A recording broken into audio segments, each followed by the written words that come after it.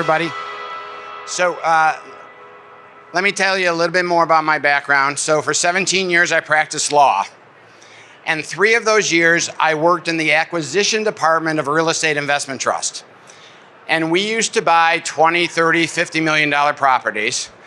And I was the one who got to negotiate those deals. And sometimes we'd offer $30 million on a $35 million property. That required me to justify why I was taking $5 million off the price. And so we used to send a very complex letter. We used to send probably 50 pages of background and information, along with maybe a 3, 4, 5-page letter about why we're not offering them the full price. So then I come into residential real estate, and I get this. Hey, Mike, I'd love to do a deal with you. Here's my offer for $475 on my $500,000 listing, which is great.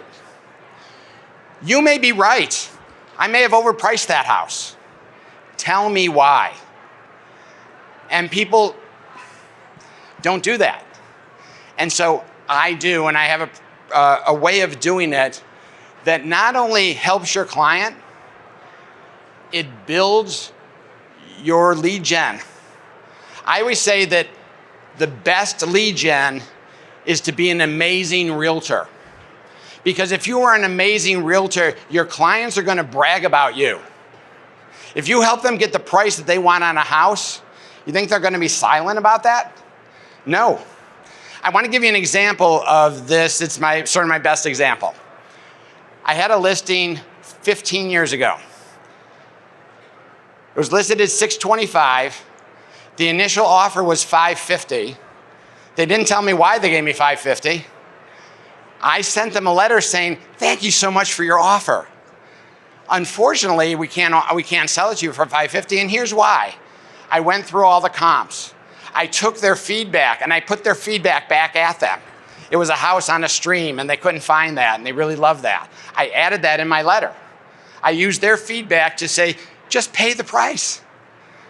So they wound up buying the house for $615, as I got them up $65,000. But here's the greatest benefit. My client was so excited about that, he told everybody. Oh my God, I have a realtor who actually justified my offer, or justified my counteroffer. That man bought 4 houses from me, and I've sold 4 houses from him, so that's 8 deals. He's referred me 12 agents, so now I'm up to 20 deals. And 2 years ago, I got a call from the buyer of that house. And he called me and said, Mike, we'd like you to come list my home because when I bought this home, the seller had a better realtor. We can't afford to have you on the other side of the transaction. And so I got this listing, which was now almost $1 million listing. And so I want everyone to think about negotiations not only as a strategy to help your clients, but remember, the best lead generation. All the other lead generations are important, but the best lead generation is being a fantastic realtor. You'll get clients, because you know how much those 21 deals cost me in lead generation money? 0. Wouldn't you like 21 deals for 0 lead gen money? If you're a good negotiator, you should be able to get your buyer a lower amount of money or your seller a larger amount of money. So when I'm going on a listing presentation, right before I talk about commissions, I tell them 3 or 4 stories about my negotiation ability. And I have stories where I've got $45,000 off a $800,000 house, way more than the commission they're going to be spending.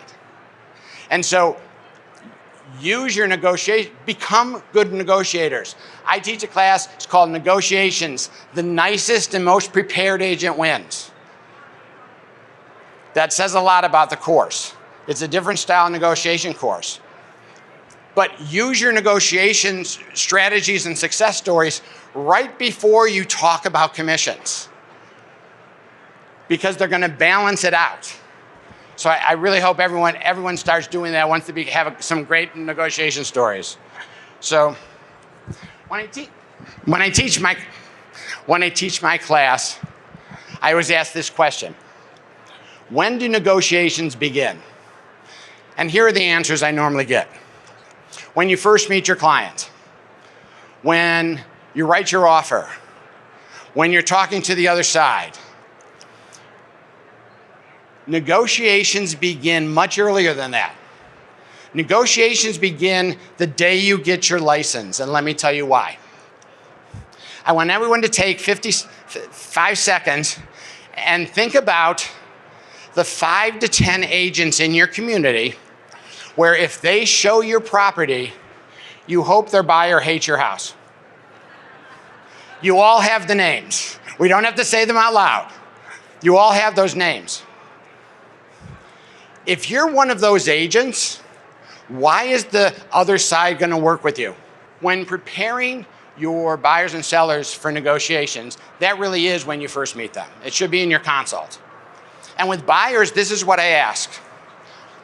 How will you judge my negotiation skills? I talk about it in great detail because if I'm successful, I want to emphasize my success. So I start from the beginning. How will you justify my negotiation skills? 9 times out of 10, their answer to me is, how much money you get off the list price? That's what they say.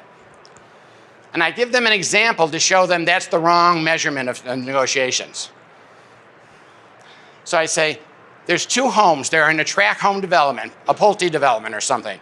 They're the exact same model. 2 people built them, they're brand new, and then both got transferred out of town and they're not going to be living in the house. So I have the same exact homes. One guy lists the house for $500,000, which was about right. The other guy says, man, if I have 2 months of double mortgage payments, I'm sunk. So I have to list this under, I'm going to list it $450,000. The $500,000 listing wound up with $490,000 as a sale price. The $450,000 listing was in multiple offers, and they got $475,000 in the sale price. Which buyer got the best deal? Number 2, the one who paid $25,000 over the S price. Is that right? That's the best deal, right? Well, wait a minute. If you're judging my negotiation skills off of how much you get off the ask price, we're judging it off an arbitrary number. We all have listed, even if we don't admit it, we've all listed overpriced properties. We just have. And so I tell my clients, let's do this. Why don't you find the home of your dreams? And then once you find that home of your dreams, we're going to do a market study. And we're going to find the market price of your hot property, and that's where we're going to start as we offer something a little bit less. So I get them to agree that I'm going to sell their home for as much under market as I possibly can. So now with sellers, the one thing you have to do is you have to express the current market, and we have 100 different markets sitting here today. You have to talk about what's going on in your market. Sellers are always about 6 months behind on this stuff. So they think they're still getting 72 offers for $125,000 over ask price, right? And we have to describe the market because we have to prepare our sellers for what's really going to happen so that they're not shocked when that's the case. So, okay. So when you get to the point of writing your offer, and again, I have 15 minutes, so I can't do a whole negotiation course in 15 minutes. So when you get the offer, you sit down, you look at the comps, and whatever you're offering, you need to justify it. You can't just offer $30,000 under the ask price without saying why. And I do a 2 to 3 page letter, which is very nice. It's not saying your house is a awful home and because of that I'm not going to be able to give you the money. And so what you do is you set out all of the positives that your client has, even things that you wouldn't think of. Like in a lot of my offers I say, and my client doesn't have to sell their house to buy one. Well, no seller's going to take that anyway, but it's a positive. So it's another positive in my letter. So I tried to put as much positivity in the letter. And I described things like, for instance, I don't believe a person should buy a house without an inspection. And so I have a paragraph in some of my letters where I say, my client is asking for an inspection. It's for both the buyer's and the seller's best interests.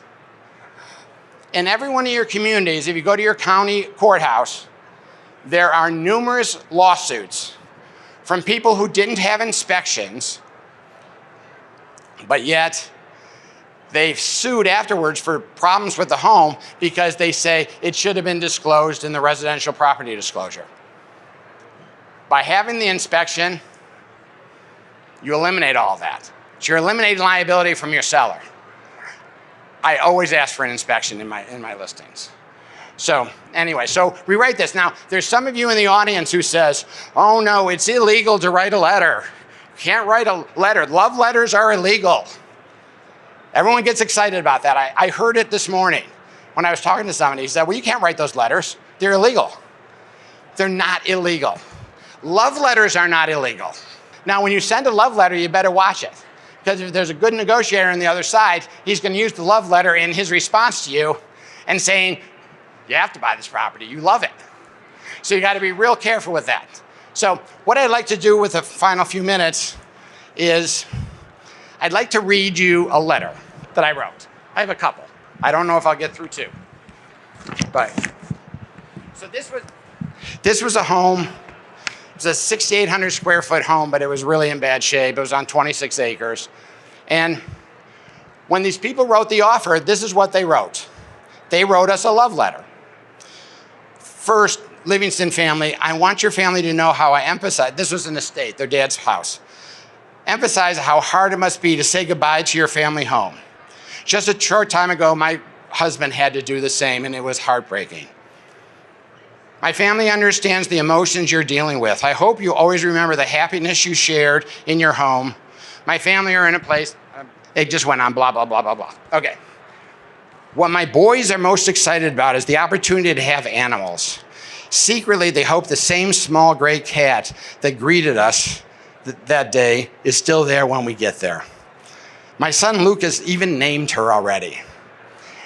Now, my client was an attorney who, as we were reading this together, he says, what does this have to do with what they offered? They offered $775 on $850. What does this have to do with anything? And then they really tugged at the heartstrings.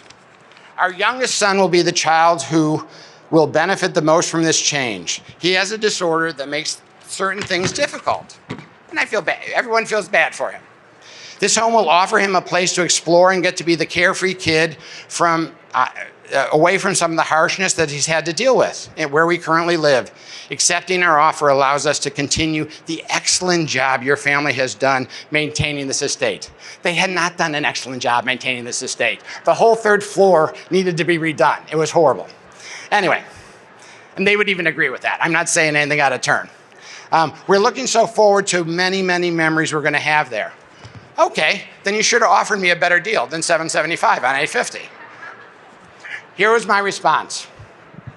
Dear, I'm going to say Mr. and Mrs. Smith, on behalf of my sellers, we want to thank you for your offer to purchase our family compound. We loved reading your letter about your family. Since all 6 of the sellers were raised in this home, they know what a special home it'll be for your 3 boys. This is especially true for your one child who deserves the carefree life away from the challenges that he faces. See how I took what they were saying? And I'm basically saying, buy the house. Thank you, you should buy the house for a good price. My clients have thought long and hard about selling what this means to your family to have this home, and we were going to counteroffer you with terms that are fair to everyone. Therefore, we're countering with the following, $834. Now that is 2% lower than the ask price. That's pretty good. We're asking you to use this title company, which we probably shouldn't have. We're asking to extend the closing date. Now you've asked for a $425 home warranty that we didn't offer. We know it's important to you, and so we're willing to give it to you. Here's why. Please, Mr. Buyer, spend all your time on trying to get a home warranty from me. I'm getting Well, I wound up getting another $50,000 from these people. I'll pay the home warranty. Don't spend your time negotiating on small stuff. Get the best deal for your client. In addition, you asked for a home sale contingency. You know, some people wouldn't do that. However, the truth is it was in a development and it was going to sell in a minute and a half, so I didn't care and my clients didn't care. But we're willing to do that for you. We really want your clients to have this house. Let me show you why $834 is a fair price. I believe you spoke to the farmer who's looking to buy the land for $6,500 an acre. So let's use that as a number. That means the farmland's worth $169,000. So you're buying the other 5+ acres with all the buildings in the pond for $665. Now remember, this is Cleveland. A lot of your name, you couldn't get a garage for that. I understand. So you're buying anyway, the home is 6,800 square feet. That means you're paying $97 a square foot. The average price in Oberlin is $128. That's 24% lower. Now, if that other agent was smart and he sent me a letter back, he would have said, yeah, but 2,300 of that 6,800 square feet isn't livable. So actually, you're paying more per square foot on the livable space. But he didn't do that. We believe we put a fair offer on the table. We're excited about the opportunity to sell this warm and beautiful home to your family. Please let us know what you want to do. They came back and we got $50,000 more, which was probably the right price for the house. Do you see how just going back to these people and saying no, $825, they might have come back at $800. Now we're just dividing it up in the middle and we're not getting what my client deserved. So, do I have time for one more letter? All right, short. Cut it short, okay. This was just a deal. Please share the following thoughts with your seller. My clients have thought long and hard about this offer they're presenting, and they want the seller to fully understand it. It was a $239,000 list price. We offered $202. My clients have been looking for a home for quite some time. They love this house. We talked a lot about that. They're well-qualified buyers. They're 20% down, pre-approved at Third Federal, which only does A credit. They do not have a house to sell. I'm sure they wouldn't have accepted that, but they don't, so I said it. Therefore, your clients don't have to worry about a house sale contingency. All in all, this is what we're putting on the table. We have a quick 30-day timeline. We understand that the time value of money is very important. Does everyone know what the time value of money is?